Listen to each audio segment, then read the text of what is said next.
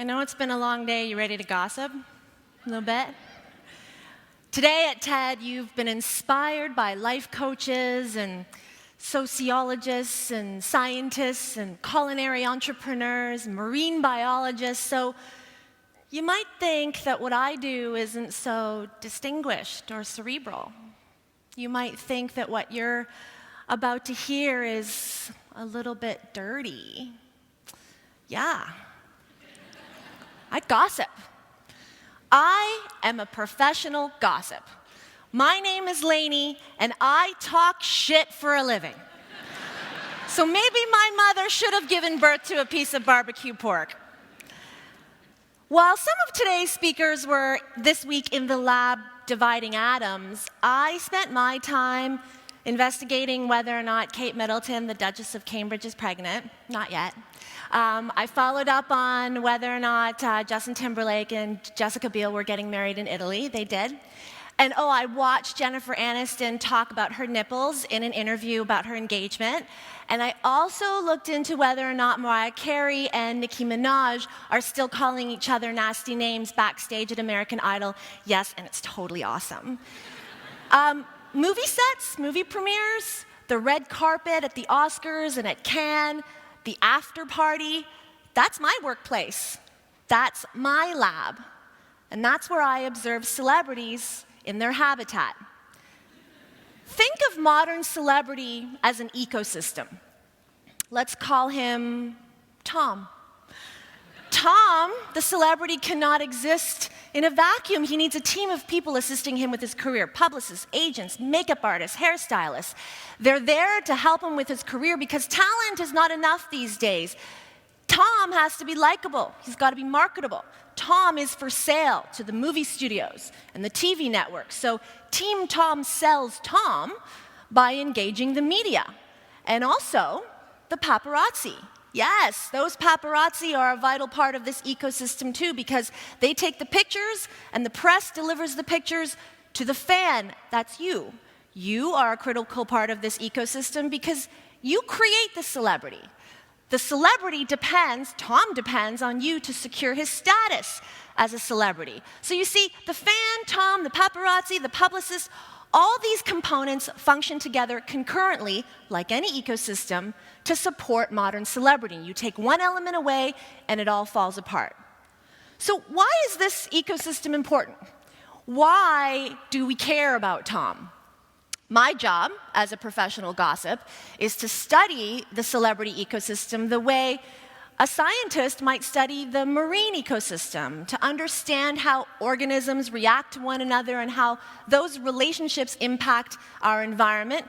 I study the celebrity ecosystem to understand social culture, to understand social behavior, to understand humanity, to understand ourselves. That is the function of gossip. Gossip, then, is good. Gossip is knowledge. Gossip is immortal. Gossip is historical. Egyptian hieroglyphics are widely believed to be the oldest written language. You did not expect me to go there. So researchers at California's Rosicrucian Egyptian Museum have been studying hieroglyphic content that they found to be remarkably similar to what you might be reading at the newsstand waiting to pay for your bananas at the grocery store. One 5,000-year-old text tells the story of a king who would check in on one of his army generals in the middle of the night quite often. They were not discussing military strategy. The text specifies that the king resided in a home where, quote, there was no wife. So let me spell it out for you.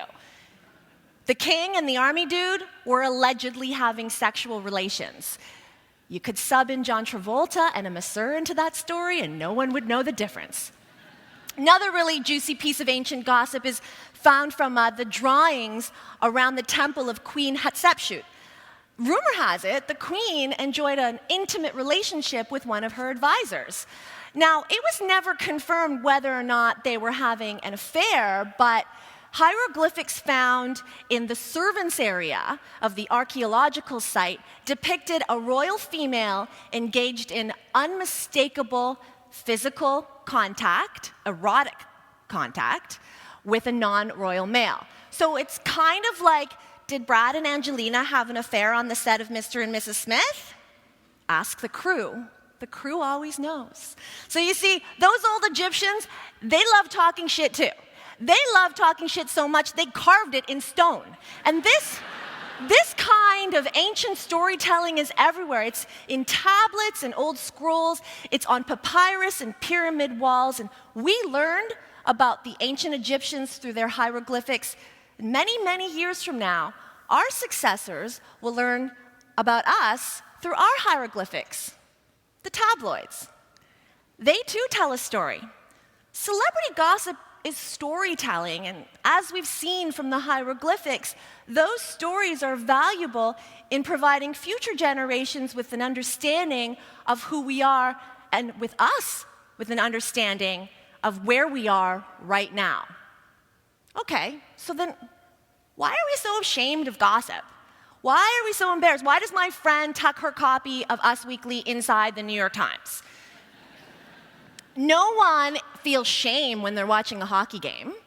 No one feels embarrassed when they're reading up on football statistics, but gossip, celebrity gossip, it's regarded as a distraction for degenerates, a frivolous preoccupation that has no merit, when perhaps it's more important to the study of our social culture than any sport.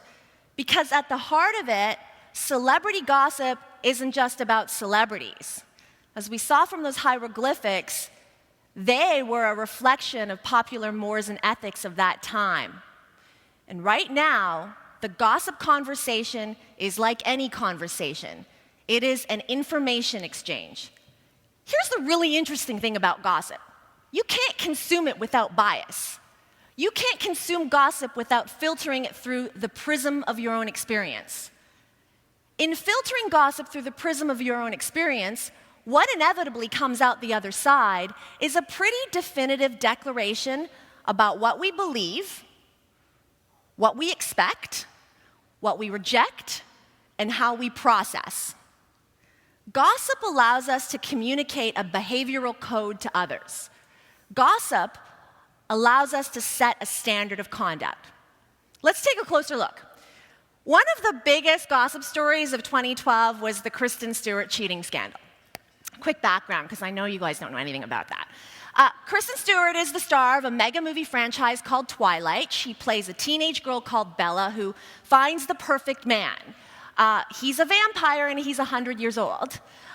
He's rich, he's hot, he's chaste, he says the right things, and Bella gives up her life to be with him. People were possessed by this story, so much so that they were so obsessed that they transferred their attachment to the real-life actors playing these parts. Robert Pattinson played Edward, and in a classic case of life imitates art, Robert Pattinson and Kristen Stewart fell in love, making the story of Bella and Edward even more real.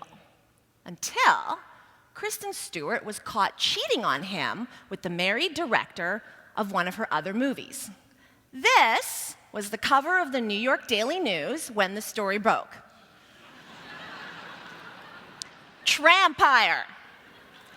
Stewart was compelled to offer a public apology for a private decision.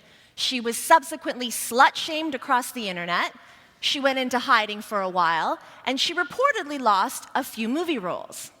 Meanwhile, that director with whom she was caught in flagranti, he not only kept his job, he was offered even more film opportunities. So, does infidelity carry a double standard? Last year, Ashton Kutcher was caught cheating on his then-wife Demi Moore on the eve of their 6th wedding anniversary. There was a blonde, it was a hot tub, it was in San Diego. In the aftermath, Kutcher was offered a contract extension on the show 2.5 Men, making him the highest-paid actor on television. 2.5 Men consistently ranks as one of the most watched TV shows on television. So, you're watching. People are watching. Do we reward a cheater if he's male and punish her if she's female? To further explore the relationship between fidelity and gender, Stewart's biggest crime may not have been that she cheated on her boyfriend, but that she violated a female code of conduct, and in doing so, broke the dream of girls who are raised since birth not to aspire to the White House, but to find the perfect guy. Isn't that the story of Twilight? She got the fantasy guy, Bella did. The every girl got the fantasy guy, got him to fall in love with her, and that was the dream, really, for people watching that movie. That's the dream of millions of women everywhere. So Kristen Stewart, how dare she betray that fantasy? How dare she turn her back on that dream? When we were gossiping about Kristen Stewart then, we were not just talking about an actress cheating on her boyfriend. Participants of that gossip conversation were sharing with each other their moralistic views on marriage and fidelity and the social expectation of females in relationships. What else can gossip tell us about the social expectation of the female in a relationship? Recently, one of the most read stories on the website for People magazine had the following headline: Drew Barrymore can't wait to meet her baby. It was as if no pregnant woman was ever excited to meet her baby. It was as if Drew Barrymore had the exclusive on prenatal excitement. I mean, don't get me wrong, motherhood is enriching and rewarding, but I think it's not a new thing, right? Like, I'm pretty sure pregnant women have been excited before Drew Barrymore to meet their kid. But for some reason, women cannot get enough of other women having babies. Celebrity websites, the most popular sections on them oftentimes are the celebrity baby section. It's the same reason why Jennifer Aniston has already been pregnant 8 times this year. Being a mother of a baby has never been more interesting. Jessica Alba has a baby and suddenly she's an authority on baby food. A C-list reality show celebrity has a baby and everybody wants to interview her. Snooki from the Jersey Shore has a baby and suddenly she's not the girl who peed on a dance floor in a dance club. She's a new Madonna floating on a cloud of hairspray and self-tanner. Motherhood is the ultimate whitewash. Motherhood in the celebrity ecosystem right now is a grand slam. It is the most newsworthy and often redeeming accomplishment a woman can achieve. So, like, is this new, this reproductive system thing, or what? No, but for some reason we seem to be fixated on celebrities having moms, becoming moms, doing something that women have been doing forever. Now, is this just gossip, or is it a reflection of a greater social trend? Outside of Hollywood, mommyhood has never been more popular. The mommy blogger is an actual profession now. So when we gossip about celebrities becoming moms, and when we reward them for becoming moms, what does that say about the attitudes about women in our society? What does that say about the roles that we're most comfortable seeing women occupy in our society? And what does it say about our society that the guy who did this, he went on to top the Billboard charts, that's sales, and win a Grammy this year, and get his girlfriend back? It's been 3 years since Chris Brown assaulted Rihanna. Apparently, they're hooking up undercover and thinking about reconciling and coming out in public again. It's a big story. Is this just a gossip story, their reconciliation? Or is this reconciliation of theirs a reflection of society's attitude about violence towards women? Many women go back to the men who abused them. Rihanna's story is not unique.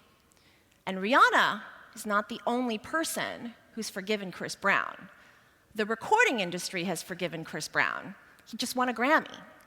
The fans are supporting Chris Brown. He's selling records, they're seeing his shows, they're watching his videos. They've elevated him to a level of fame that he's never had before. Who are they, these fans? You know them. They're your sons and daughters and granddaughters, neighbors, nephews. They're people you live with in your community. They're people you raised. They are us. So in 500 years, when they see that we turned this into this, Will we be judged as the society that celebrates a guy who beats a girl? Or will we be celebrated as a society that forgives a guy who beats a girl? And if we are a society that forgives a guy who beats a girl, do we have the same level of compassion for a guy who secretly wants to have sex with another guy? Let's go back to that 5,000-year-old text in the story about the Pharaoh and his army general and their midnight visits. The modern equivalent? Magazine cover after magazine cover this year alleging that John Travolta for years was hitting on male massage therapists. This is Vinnie Barbarino. This is Danny Zuko. This is Tony Manero. This is the badass criminal in Pulp Fiction, Vincent Vega. He shoots guns, he flies planes, he swaggers. John Travolta has made a career out of conventionally masculine roles. And the fear in Hollywood is that for actors like Travolta who fit traditional male stereotype, should they come out as homosexual, we, the audience, would have a harder time believing them in their roles. So, is this really about John Travolta? Or is this about us and our definition of masculinity as it relates to sexual orientation? Is a male actor less convincing as an action hero if he's not sharing a bed with a woman? Is a man less of a man if he would rather sleep with a man? Would we rather a man put a fist to a girl's face than his mouth to another man's mouth? To gossip about John Travolta is to search for the answers to these questions. And the way that you answer these questions tells me more about you than it does about John Travolta. In the last 15 minutes, we've talked about marital convention, fidelity, feminist regression or progression, social violence, and sexual orientation. We just got real, yo. And all within the context of celebrity gossip. How then can gossip not be considered academic? Gossip is anthropology. Celebrity gossip is the conversation that exposes who we are. Celebrity gossip is a reflection of modern human behavior and culture. It is a reflection of a current standard of morality. And in observing the changing nature of morality, gossip is the play-by-play of our social evolution. Just like the hieroglyphics were a play-by-play into an ancient world. That's why I crusade for gossip. That's why I'm here today to tell you that the next time you want to talk about Tom Cruise and whether or not Scientology brainwashed him, or if you leave here and you say to yourselves, that bitch does that for a living, great, go, gossip about that. Know that you are carrying on a human convention that's been around for thousands of years and will continue for even more in providing valuable insight into who we are and where we're going. Go forth and gossip.